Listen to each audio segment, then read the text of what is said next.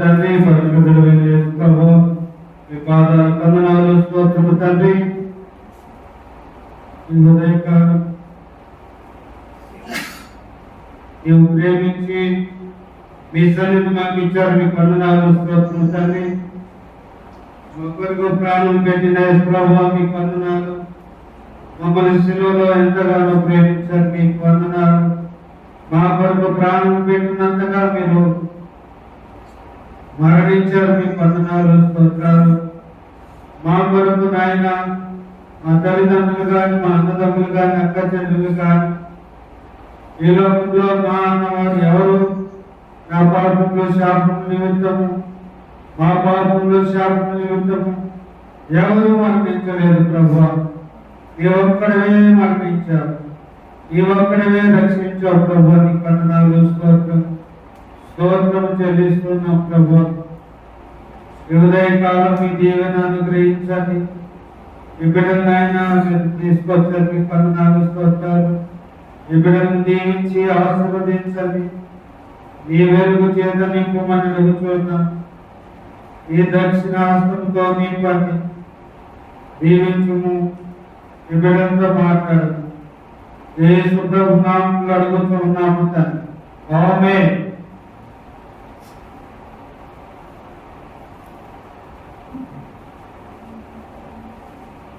హల్లెలూయా, హల్లెలూయా. ఈ లోకంలో అనేక మంది ప్రజలు రకరకాలుగా వారి యొక్క ఆనందాన్ని ఆనందిస్తూ ఉంటారు. కొంతమంది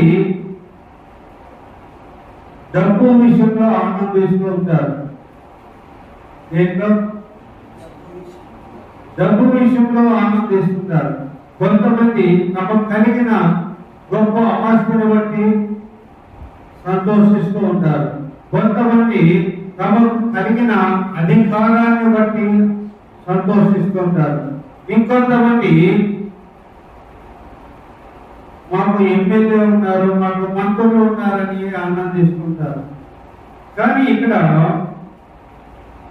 దావీదైతే దేని మీద ఆనందిస్తున్నాడంటే ధర్మశాస్త్రముతో ఆనందిస్తున్నాడు. హల్లెలూయా, హల్లెలూయా. ధర్మశాస్త్రము నందు ఆనందిస్తూ ఉన్నాడు ప్రియులారా. ఇలాగా ధర్మశాస్త్రం మీద ఆనందిస్తూ ఉన్నానని చెప్పిన వ్యక్తులు ఎవరు లేరు. ఈ భూలోకములో ఎవరు దావీదు లాగా దేవుని వాక్యమును ప్రేమించిన వ్యక్తి కనబడటం లేదు. అందుకనే తన అనుభవాన్ని ఇక్కడ ఏం చెప్తున్నాడంటే, దుష్టుల ఆలోచన తప్పున నడవక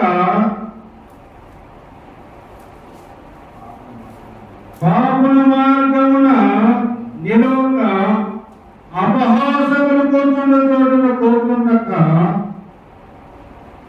యెహోవా ధర్మశాస్త్రం ఆనందించుతూ దివారాత్రము దాన్ని ధ్యానించేవాడు ధన్యులు. హల్లెలూయా. దివారాత్రములు ఏమండి? దివారాత్రములు అంటే పగలు రాత్రి ధ్యానించేవాడు. దేవుని యొక్క వాక్యముని ఎంతగా ప్రేమించాడో దావీదు ఇక్కడ తెలియజేస్తున్నాడు. దేవుని వాక్యము రాత్రి పగలు చదువుతున్నారు, ధ్యానం చేస్తున్నాడు దావీదు మహారాజు. అందులో ఆనందిస్తున్నాడు తండ్రి దావీదు మహారాజు. మనుషులు ఆనందంలో రంగరంగాలుగా ఉంటే దావీదు మాత్రము వీరందరికీ భిన్నముగా ఉన్నాడు, వ్యతిరేకముగా ఉన్నాడు. కొంతమంది అధికారులను బట్టి, కొంతమంది డబ్బును బట్టి, కొంతమంది ఆస్తుని బట్టి, కొంతమంది పెద్ద ఉద్యోగాలను బట్టి ఆనందిస్తూ ఉంటే దావీదు మహారాజు మాత్రము ధర్మశాస్త్రముతో ఆనందిస్తున్నాడు. ఎలాగ ఆనందిస్తున్నాడండి? ఎలా ఆనందిస్తున్నాడు? ఎలాగా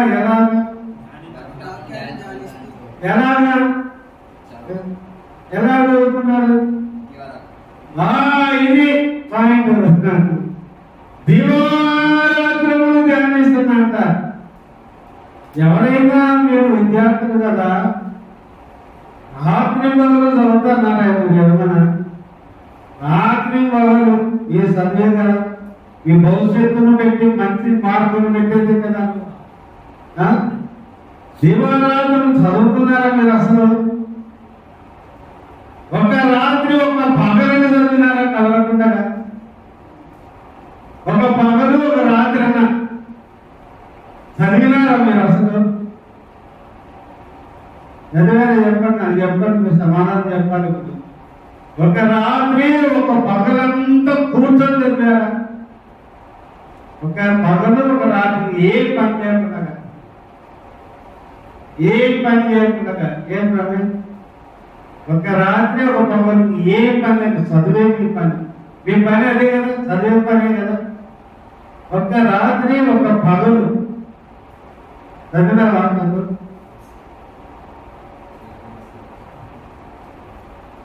చదివినావా? ఒక రాత్రి ఒక పగలు ఇంకేం లే, ఏం పని లేదు, ఇంకా తిండి కూడా లే. చప్పటి పడాల్సింది అయితే వింటారా? కానీ ఏ విద్యార్థులు దివారాత్రం చదవడం లేదు, ఏ ఉద్యోగస్తుడు దివారాత్రం పనిచేయడం లేదు, ఏ వ్యాపారి దివారాత్రములు పనిచేయడం లేదు. కానీ దావీదుకే దివారాత్రములు వాక్యాన్ని ధ్యానిస్తున్నాడండి. వాక్యం ధ్యానించడంలో ఆనందిస్తున్నాడు. కారణం ఏంటంటే నీ వాక్యం నా పాదములకు దీపము అన్నారు. ఏమన్నా వాక్యము? నా పాదములకు దీపం అంటే నేను కొడుకు కానీ ఎడమక కానీ తొలగిపోకుండా నీ వాక్యం నన్ను నడిపిస్తుంది. ఒక చీకట్లో నడిచే వ్యక్తి, ఒక చీకట్లో నడిచే వ్యక్తికి ఒక దీపము ఎలా పెడితే ఏం కనబడుతుంది? దారి కనబడుతుంది. వెరీ గుడ్, హల్లెలూయా, హల్లెలూయా. చీకట్లో ఉన్న వ్యక్తి ఒక దీపం అందిస్తే దారి ఎటు పోవాలని ఇలా చూస్తే దారి కనబడుతుంది. అలాగే నీ వాక్యం ఉందే, నీ వాక్యం నాకు దారి చూపిస్తున్నాయా?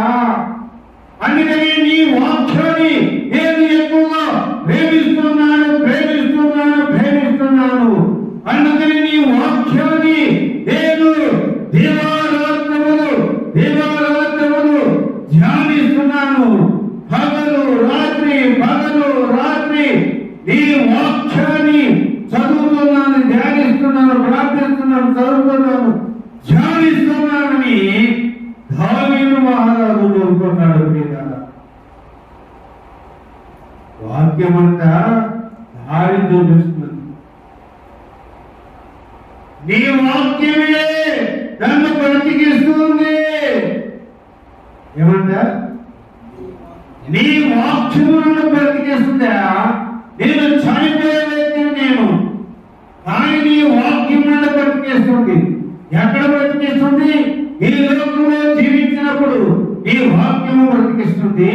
ఇక్కడ చనిపోయిన తర్వాత కూడా పరలోకములో ఇక్కడ చనిపోయిన తర్వాత పరలోకములో నీ సన్నిధిలో బ్రతకడానికి నీ వాక్యము నన్ను బ్రతికిస్తుందయ్యా అని దావీదు చెబుతున్నాడు. ప్రియులారా, నీ వాక్యమే నన్ను బ్రతికించడమే కాకుండా మాటలలో నెమ్మదినిచ్చుట. నీ వాక్యమే నన్ను బ్రతికించెను, బాధలలో నెమ్మదినిచ్చును. నీ వాక్యమే నన్ను బ్రతికించెను, బాధలలో నెమ్మదినిచ్చును. కృపా శక్తి దయా శక్తి సంపూర్ణుడా, భాగ్యమై ఉన్న యేసు వందనమయ్యా. కృపా శక్తి దయా శక్తి సంపూర్ణుడా, భాగ్యమై ఉన్న యేసు వందనమయ్యా. నీ వాక్యమే నన్ను బ్రతికించెను, బాధలలో నెమ్మదినిచ్చెను. హల్లెలూయా. నీ వాక్యం నాకు నెమ్మదినిస్తుంది, నన్ను బ్రతికిస్తుంది. అందుకని నీ వాక్యం అంటే నాకు ప్రేమ, నీ వాక్యం అంటే నాకు ఆశ, నీ వాక్యం అంటే నాకు రాత్రి పగలు తేడా తెలియకుండా నీ వాక్యాన్ని నేను ధ్యానిస్తాను, నీ వాక్యాన్ని నేను చదువుతాను అని దావీదు ఎంత ఇష్టంగా చదువుతున్నారు ప్రియులారా. మీరు లేచిన వెంటనే వాక్యం చదువుతున్నారా? మరి దావీదు తన అనుభవాన్ని చెబుతున్నాడు. దేవుని వాక్యములో నీవు ఎలా ఆనందిస్తున్నావు, ఎలా నీవు సంతోషిస్తున్నావు, ఎలా నీవు ధ్యానిస్తున్నావు? ప్రియులారా, నీవు ఈ దినము చదివేవా? అనేక మంది వాక్యాన్ని చదవడం లేదు, వాక్యమును చదవడం లేదు, వారానికి ఒక్కసారి కూడా చదవడం లేదు, నెలకు ఒక్కసారి కూడా చదవని వారు ఉన్నారు. కానీ వాక్యములు దావీదు దివారాత్రములు రోజు పగలు రాత్రి చదువుతున్నాడు, ధ్యానిస్తున్నాడు. మరి నీవు ఒక్క పూటైన వాక్యములు చదవవా? ఒక్క పూటైన వాక్యాన్ని ధ్యానించకుండా ఎలా ఉంటూ ఉన్నావు? నీ ఆత్మ ఎలా బ్రతుకుతుంది? దేవుని వాక్యము లేకుండా నీవు ఆత్మ బ్రతకదు, నీ ఆత్మ బలముగా ఉండదు. నీవు ఎంత వాక్యము చదువుతావో, నీవు ఎంత వాక్యాన్ని చదువుతావో నీ లోపల ఉన్న ఆత్మ అంత బలాన్ని తీసుకుని వస్తుంది, పొందుకుంటుంది. నీ వాక్యము అంత బలాన్ని పొందుకుంటుంది. నీ శరీరానికి నువ్వు అన్నం పెట్టుకుంటావు, రోజు ఉదయము మధ్యాహ్నము రాత్రి, అవసరమైతే మధ్యలో ఏదైనా కడుతుంటావు. కానీ నీలో ఉన్న దేవుని ఆత్మకు నీవు ఆహారము పెట్టుకోవడం లేదు, నీవు దేవుని ఆత్మకు ఆహారం పడడం లేదు. దేవుని ఆత్మకు ఆహారం ఏది? నీలో ఉన్న ఆత్మకు ఆహారం ఏది? వాక్యము, వాక్యము, వాక్యము, వాక్యమే. నీవు ఆత్మలో బలంగా ఉన్నావంటే, నీ ఆత్మ జ్ఞానంతో నింపబడాలి అంటే నీవు ఆత్మకు ఆహారము పెడుతూ ఉండాలి. నీలో ఉన్న ఆత్మకు నీవు ఆహారం పెట్టాలి. అప్పుడు నీ ఆత్మ బలముగా ఉంటుంది. అప్పుడు నీ ఆత్మ బలముగా ఉంటుంది. 3వ వచనం చూడండి. అతడు నీటి కాలువల యోరను నాటబడిన వాడై ఆకువాడక తన కాలమందు ఫలమిచ్చు చెట్టువలె ఉండును. అతడు చేయునదంతా సఫలమగును. నీవు చేసే పనిలో నీకు జయము కావాలంటే, గొప్ప విజయం కావాలంటే నీవు వాక్యమును రోజు ధ్యానించే బిడ్డగా ఉండాలి. అందుకనే దావీదు ఏం చెబుతున్నాడంటే, అతడు చేయునదంతయు సఫలమవుతుందంట. అతడు చేసే పని అంతట్లో దేవుడు గొప్ప విజయాన్ని ఇస్తూ ఉన్నాడంట. ప్రియులారా, ఎందుకు ఇస్తున్నాడు? ఎందుకు దావీదు జయం పొందుతున్నాడు? ఆ వాక్యాన్ని ధ్యానిస్తున్నాడు కాబట్టి. నీవు వాక్యము ధ్యానించే విధమైతే, రోజు దేవుని వాక్యము ధ్యానించే వ్యక్తివైతే, రోజు దేవుని యొక్క వాక్యాన్ని చదివే వ్యక్తివైతే నీ ఆత్మ బ్రతుకుతుంది. నీవు చేసే ప్రతి పనిలో నీవు జయాన్ని పొందుతావు, లేదా నీకు అపజయమే. జయం కావాలా అపజయం కావాలా? చెప్పండి. జయం కావాలా అపజయం కావాలా? జయం కావాలంటే మరి ఏం చేయాలి? మనం ఏం చేయాలి? వాక్యాన్ని ధ్యానించాలి, వాక్యాన్ని చదవాలి, ధ్యానించాలి. వాక్యాన్ని చదవాలి, ధ్యానం చేస్తుండాలి. ప్రభువా, ఈ వాక్యం నన్ను బ్రతికిస్తుందని నీ మాటలో రాసిన ప్రభావ, ఈ వాక్యము చదువుతుండగా నా ఆత్మను బ్రతికించు ప్రభా అని ధ్యానం చేయాలి. బాధలలో నెమ్మదిస్తానని అన్నారు ప్రభా, నాకున్న బాధల్లో, కష్టాల్లో, శోధనలో నాకు నెమ్మది ప్రభా అని ఇలాగా వాక్యాన్ని ధ్యానించాలి, చదవాలి, ధ్యానించాలి. ఊరికి చదువుకోవడం కూడా కాదు, ధ్యానించాలి ఉంది కదా. ధ్యానించేవాడు ఎవరంట? ఎవరు అందరు చెప్తా, ఎవరు ఎవరు ఆప్షన్ తెలుగు ఎవరు?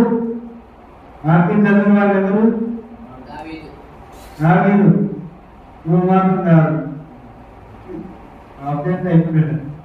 చదివిన వాళ్ళు ధన్యులు, వాక్యం చదివిన వాళ్ళు ధన్యులు. వారు ఏమవుతారు? వారు చేసే ప్రతి పనిలో జయం పొందుతారు. వాక్యాన్ని నిర్లక్ష్యం చేయకూడదు. ఒక్క రోజు నేను ఇప్పటికీ చదువుకుంటాను, ఎంతోసార్లు చదివాను, ఇంకా చదువుతూనే ఉంటాను. చదివే కొద్ది మళ్ళీ కొత్తగా కనబడుతుంది. అరే ఇది ఇంతకుముందు కూడా చదివాను కదా, ఇది ఎంత వెరైటీగా కనబడుతుంది ఈరోజు అనిపిస్తుంటుంది నాకు. మళ్ళీ కొత్తగా అనిపిస్తుంది, మళ్ళీ కొత్తగా అనిపిస్తుంది, మళ్ళీ కొత్తగా అనిపిస్తుంది. చదివేది కూడా క్రమంగా చదవాలి. 6 కాలం నుంచి పెట్టుకున్నారు.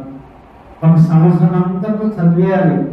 మళ్ళీ ఒక సంవత్సరం 6 కాలం నుంచి పెట్టడం వరకు చదివేయాలి. ఒక్కొక్కరు టైం ఉన్న వాళ్ళు 2 సార్లు 3 సార్లు చదువుతారు సంవత్సరాన్ని. ఎన్నిసార్లు చదువుతారు? 2 times 3 times చదువుతారు రోజుకి. 6 కాలం నుంచి పెట్టడం, 6 కాలం నుంచి పెట్టడం.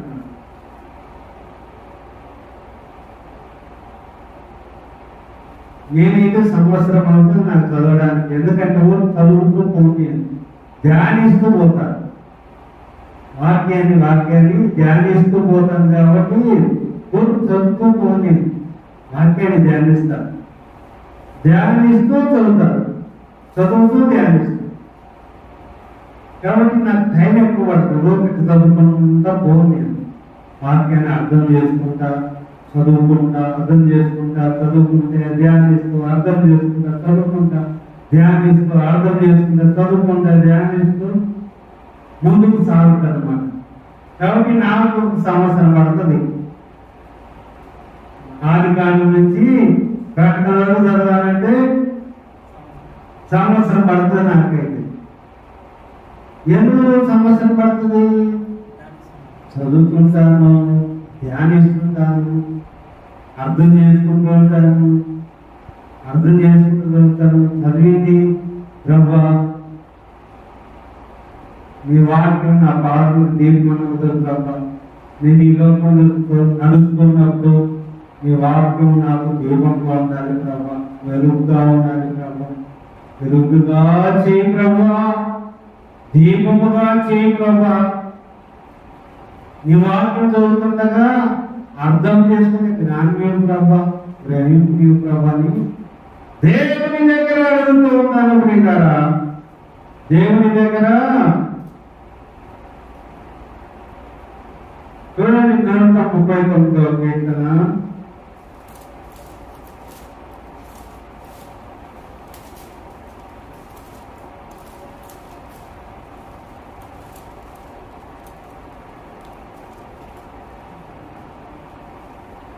119 అండి. 19:9 యవనస్తులు దేని చేత తమ నడత శుద్ధిపరచుకొందురు, ఈ వాక్యమును బట్టి దాన్ని జాగ్రత్తగా చూసుకుంటుంది కదా. చాలండి. ఎట్లంగా యవనస్తులు తమ నడతను ఎంత శుద్ధి చేసుకుంటారంట? వాక్యం చేతంట. వాక్యమును బట్టి దాన్ని జాగ్రత్తగా చదువుతూ ధ్యానం చేస్తూ వారు సరి చేసుకుంటూ ఉంటారంట. ఎట్లాగా?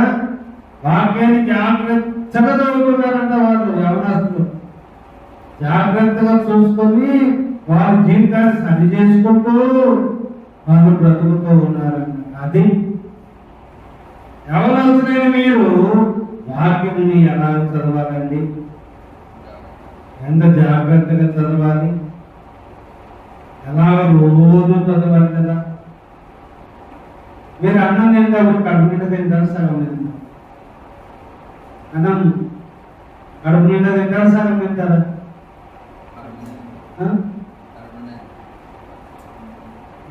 ఎట్లా తింటారు? అవునా? ఎట్లా? కడుపు నిండా తింటారు కదా. కొంచెం తక్కువైతే మళ్ళీ వెయ్యి ఎక్కించుకుంటారు కదా. చికెన్ అయితే ఇంకా ఎక్కువ, చికెన్ అయితే ఇంకా ఎక్కువ. కానీ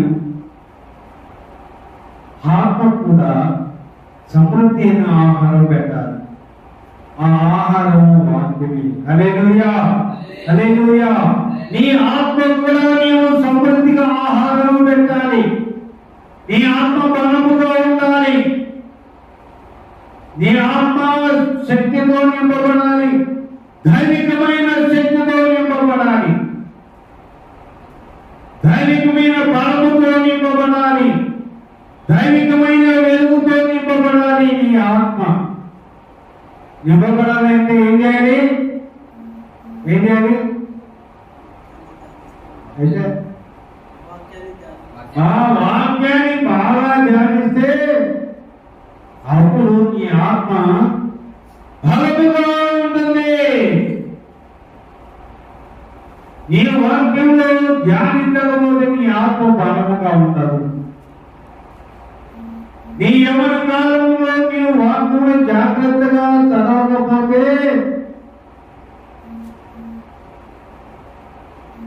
యవన కాలము దేని చేత తమ నడతను శుద్ధి చేసుకుంటారు, శుద్ధిపరుచుకుంటారు. నీ వాక్యమును బట్టి దానిని జాగ్రత్తగా చూసుకున్న చేతనే కదా. కదా, జాగ్రత్తగా చూసుకుంటున్నంత వాక్యంలో తన ప్రవర్తన, తన ప్రవర్తనను జాగ్రత్తగా చూసుకుంటూ చదువుకుంటూ ధ్యానించుకుంటూ నడుపుతాను. నీ జీవితంలో దేవుని వాక్యాన్ని జాగ్రత్తగా చదువుతూ జాగ్రత్తగా వాక్యంలో నిన్ను నీవు పరిశీలన చేసుకుంటూ నీ ప్రవర్తన జాగ్రత్తగా చూసుకుంటూ నీ ప్రవర్తన సరి చేసుకుంటూ నిన్ను నీవు బలపరుచుకుంటూ నిన్ను నీవు పవిత్రపరుచుకుంటూ నీ భక్తిని నీవే కట్టుకోవాలి. అందుకే నీ వాక్యం ఎక్కువగా చదవాలి.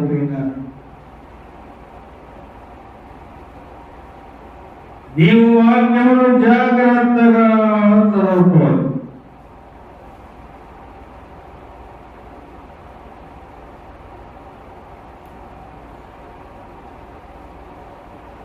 పదేళ్ళ వచ్చినప్పుడు నీ సేవకుడిని నేను బ్రతుకు నాయనని దయాలు రసము చూపు, నీ వాక్యము బట్టి నేను నడుచుకుంటాను.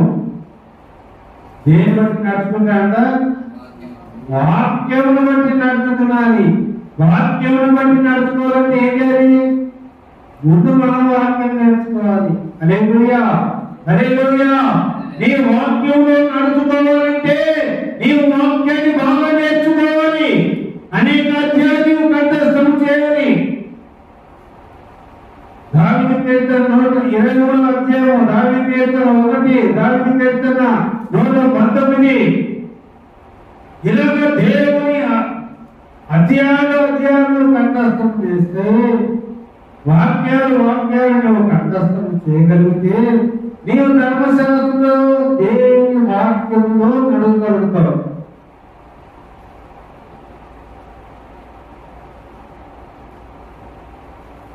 వచనం, నీ వాక్యమును బట్టి నేను నడుచుకుందును.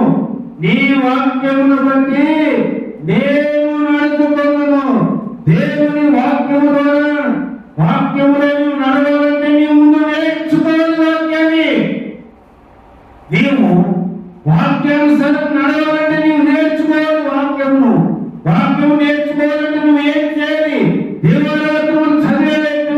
ఉండాలి. వాక్యము వాక్యము వాక్యము ధ్యానిస్తూ వాక్యము చదువుతూ ధ్యానిస్తూ ఉంటే నీవు దేవుని వాక్యము చక్కగా నీవు నడవగలుగుతావు.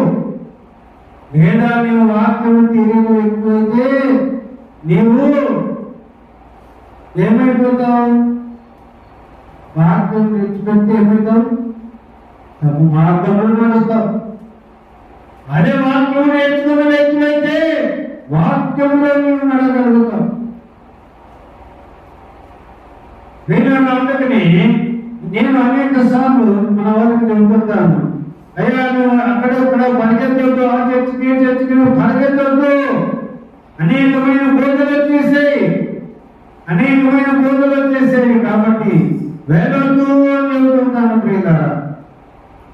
కారణం ఏంటంటే ఒక్క తప్పుడు బోధ జీవితాన్ని అంతా పాడు చేస్తుంది. అదే నువ్వు బాగా వాక్యం చదివినావు అనుకో, నువ్వు ఒక వాక్యం బాగా స్టాండర్డ్ అయినా అనుకో, ఏం చేస్తావు? నేను ఎక్కడ చదివేది అనుకో, నువ్వు వాక్యం తెలుసు కాబట్టి ఇది తప్పు చెప్తున్నాడు, ఇది కరెక్ట్ చెప్తున్నాడని నువ్వు జాగ్రత్తగా నడుచుకో. వాళ్ళు చెప్పినా కూడా దేవుని వాక్యం ఇలా ఉందని నువ్వు ముందుకు సాగుతావు. వాళ్ళు చెప్పిన దాన్ని బట్టి కాకుండా ఈ వాక్యం నేర్చుకున్న దాన్ని బట్టి మేము ముందుకు సాగుతాం. అందుకని నేను అటు ఇటు వెళ్ళొద్దని నేను చెబుతాను. నీవు వాక్యం బాగా నేర్చుకున్న వ్యక్తివైతే, వాక్యంలో రాను తేలిన వ్యక్తివైతే, వాక్య జ్ఞానము చేతను నింపుకున్న వ్యక్తివైతే అప్పుడు నువ్వు ఎక్కడికైనా వెళ్ళు, నీకేమి నువ్వేం భయపడాల్సిన అవసరం ఉండదు. ఎందుకంటే నీ వాక్యం బాగా నేర్చుకున్న వ్యక్తివి కాబట్టి. ఎక్కడికైనా వెళితే ఎక్కడ తప్పుడు పోదంతో నశించిపోతారని ఎంతో బాధ. ఒక పిల్లలు ఇక్కడ ఉండేవాడు, ఇక్కడ ఉంటూ సడన్ గా ఎవరో అక్కడ తీసుకెళ్ళాడు. ఒక మనిషి దేవుడు అంటే వేసుకోవాలి, ఒక మనిషి వేసుకోవాలి. అదే ఒక సమయం ఉంది, దానికి అలవాటు పడిపోయి ఆడైపోయి వెళ్ళిపోయినాడు. ఎట్లా పరిచయం అయినాడో నాకు తెలుసు. ఆ సంఘము పాస్టర్ నాకు తెలుసు. ఆ సంఘంలో ఏదో సమస్య వస్తే సాధ్యత వెళ్తే నీకు పరిష్కారం అవుతుంది వెళ్తే నా దగ్గరికి వచ్చినారు. వెళ్ళి మాట్లాడతాను, పరిష్కారం చేసి వచ్చేస్తున్నాను. ఒక వ్యక్తి యేసు ప్రభువు ఎలాగ తప్పుడు పోతున్నాయి. అందుకని ఎప్పుడైనా బాగా చదవండి, వాక్యాన్ని ధ్యానించండి. కొద్దిగా చదివేది కాకుండా బాగా చదవండి. వాక్యానికి సమయం ఇవ్వండి. వాక్యానికి సమయం ఇస్తే దేవుడు మీకు జ్ఞానంతో నింపుతారు. చదువుకున్నారా, టైం లేదు, చదువుకున్న టైం లేదని వాక్యాన్ని నిర్లక్ష్యము చేయొద్దండి. వాక్యాన్ని ప్రేమించండి. వాక్యాన్ని ఎంత ప్రేమిస్తే అంత జ్ఞానంతో నింపబడతారు. హల్లెలూయా. వాక్యముని ఎంత చదివితే మీరు దేవుని జ్ఞానము చేత నింపబడతారు. వాక్యం చదవకపోతే లోక జ్ఞానము చేత నింపబడతారు. దేవుని జ్ఞానం కావాలా, లోక జ్ఞానం కావాలా? లోక జ్ఞానం అయితే అయిపోయినట్టు మన స్టోరీ. కాబట్టి దేవుని జ్ఞానముతో నింపబడాలంటే వాక్యం ఎక్కువగా ప్రేమించండి, ఎక్కువగా చదవండి. దేవుడు మిమ్మల్ని దీవిస్తాడు. ప్రార్థన చేసుకున్నాం. ప్రేమ కలిగిన తండ్రి, పరిశుద్ధుడైన యేసు ప్రభువా, మీకు వందనాలు. దావీదు దివారాత్రం నీ వాక్యము ధ్యానించాడు ప్రభా. నీ వాక్యముల మార్గంలో నడిచాడు ప్రభా. నీకు వందనాలు ప్రభువా. మేము కూడా ఇతను నీ వాక్యాలను చదువు బిడ్డగా చేయండి, ధ్యానించే బిడ్డగా చేయండి ప్రభా. ప్రభు నీ వాక్యము చదివితే జ్ఞానంతో నింపబడుతూ ఉండదు నాయన. ఈ యవనస్తులు ప్రభువా, ఈ వాక్యం నీ జీవనాన్ని బాగా చదవబెట్టగా చేయండి. వాక్యం ఎక్కువ చదవబెట్టగా చేయండి. వాక్యం ఎక్కువ ధ్యానించబెట్టగా చేయండి. దీవించే వైభవం పొందమని యేసునామములో అడుగుతున్నాము తండ్రి. ఆమేన్. తండ్రి యొక్క ప్రేమ, కుమారుని యొక్క కృప, పరిశుద్ధాత్మ యొక్క సహవాసము సమాధానం ఇప్పుడు ఎల్లప్పుడూ దేవారాత్రములు వాక్యములు ధ్యానించినట్లుగా పరిశుద్ధాత్మ దేవుడు మనందరికీ సహాయం చేయడం గాక. ఆమేన్, ఆమేన్, ఆమేన్. అందరికీ వందనాలు.